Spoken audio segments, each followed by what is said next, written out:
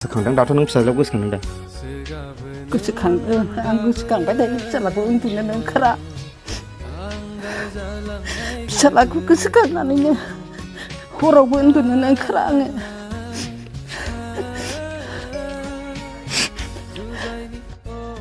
खुलुमबाय आंनि मुङा थिंगिनि बसुमतारी आंनि फिसाज्लाया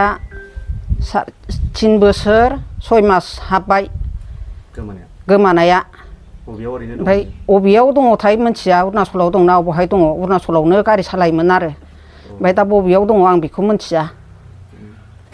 बेनिफ्राय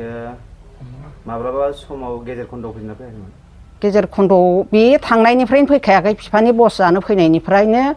जै थांदों बिनिफ्रायनो गैखाया फन सन लागोन ना लायोमोन मानसियालाय आगोलाव लायोमोन दा लाला जेबो गैया फिसालानि नामा मा नाम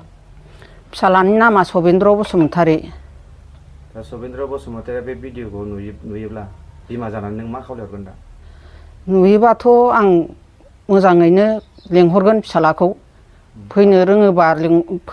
फैयोबा लेंहरगोन आङो ओमफ्राय आरो जुदि बायसान्स नुयोबा आरो सोरबा खोन्थाहरोबा ओरैबायदि जाना दं होननानै खोन्थाहरोबा आं लायनो होगोन ओरैनो मा मावोमोन नोंनि फिसाला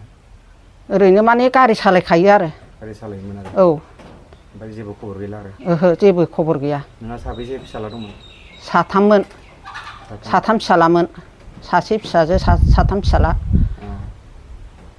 अरुणाचलाव सोरबा थानायफ्रा नुदोंबा नोंथांमोन रायजो राजाफ्रा